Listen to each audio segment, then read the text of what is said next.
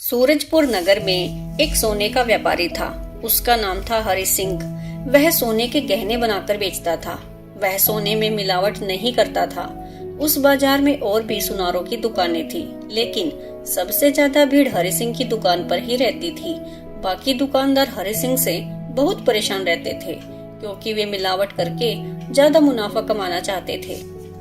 एक दिन हरि सिंह रात के समय अपनी दुकान बंद करके घर जा रहा था।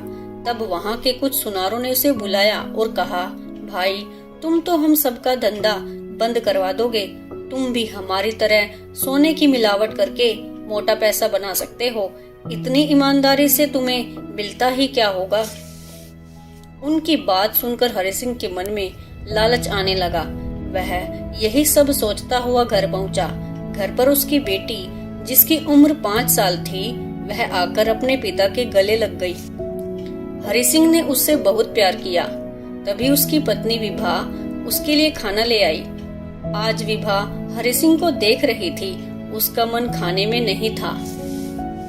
हर दिन हरि सिंह विभा के बनाए खाने की तारीफ करता था, लेकिन आज उसे खाना कैसा लगा ये भी उसने नहीं बताया। विभा उसके पास बैठ गई और बोली, आज खाना अच्छा नहीं बना क्या?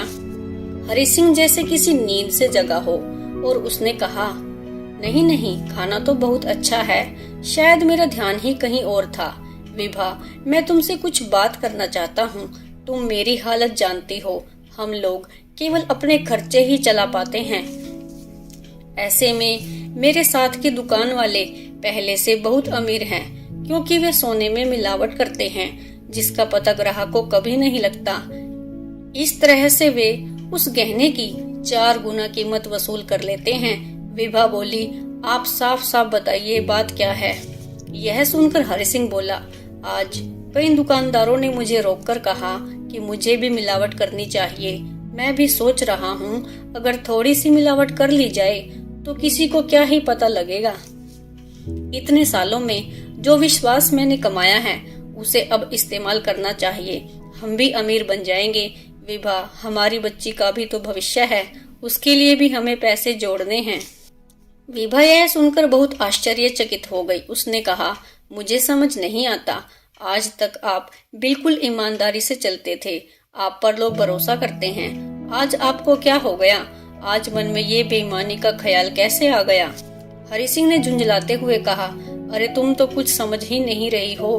हमें अपनी बच्ची के भविष्य के लिए ये काम कर लेना चाहिए।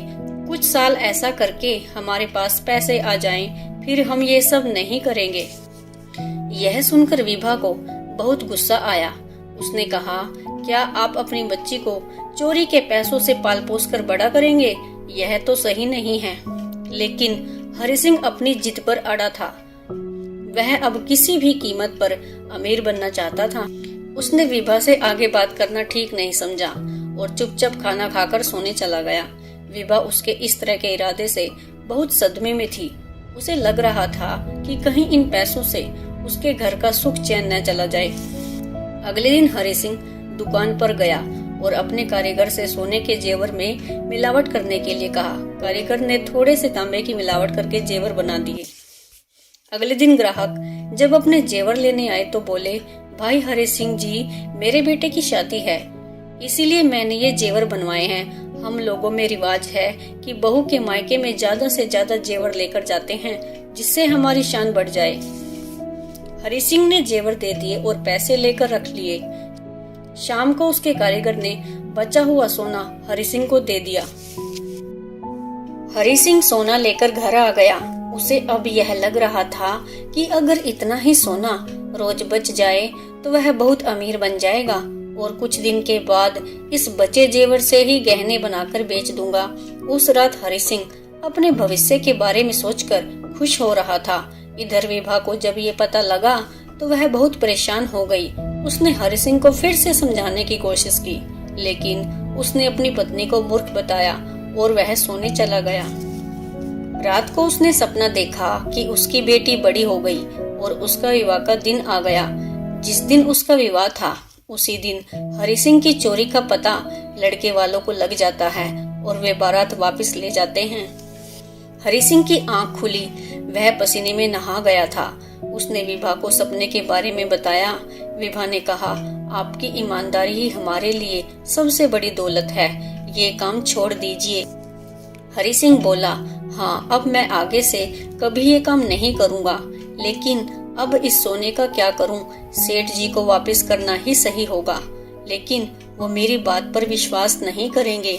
विभा ने कहा, तुम कल उनके घर चले जाओ और ये वापस करके माफी मांग लेना या कोई बहाना बना देना। अगले दिन हरि सिंह दुकान पर गया। उसका दुकान पर मन नहीं लग रहा था। वह सारा दिन सोचता रहा, लेकिन उसे तो सेठ जी का पता मालूम ही नहीं था। रात के समय वह दुकान बंद करके घर जा रहा था, तभी उसका ध्यान एक शादी समारोह में गया। वहाँ काफी भीड़ थी। वह भी वहाँ देखने पहुँच गया। लड़की के पिता गुस्से में अपने समधी से लड़ रहे थे। आप ये नकली गहने लेकर हमारी लड़की को अपने घर की बहू बनाने आए थे, आपको शर्म आनी चाहिए। जब हरि सिंह ने देखा तो ये वही सेठ जी थे और वहीं पास में सारे जेवर रखे थे।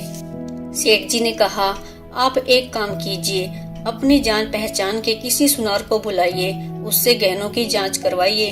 सुनार को बुलाया गया। उसने गहनों की जांच की और कहा, इनमें कुछ मिलावट है। यह सुनकर सेठ जी को बहुत गुस्सा आया और वो बोले, माफ कीजिए समधी जी, धोखा मुझे उस हरि सिंह सुनार ने दिया है।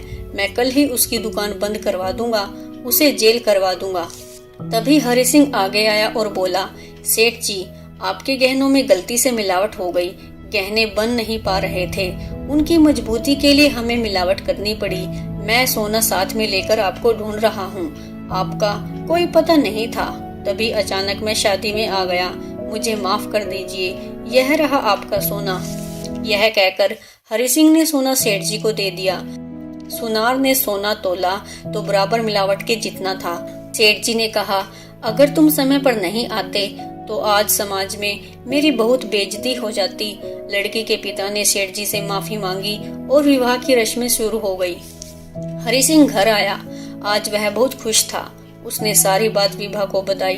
विभा बोली, देखा, आपकी जरा सी बेईमानी से एक शादी टूट जाती और अगर इस सब में सेठ जी को कुछ हो जाता तो उनकी मौत के जिम्मेदार भी आप होते। हरि सिंह बोला, हाँ, अब मैं आगे से कभी ऐसा काम नहीं करूँगा। और अगले दिन से वह सबको ईमानदारी से गहने बेचने लगा। Thanks for watching.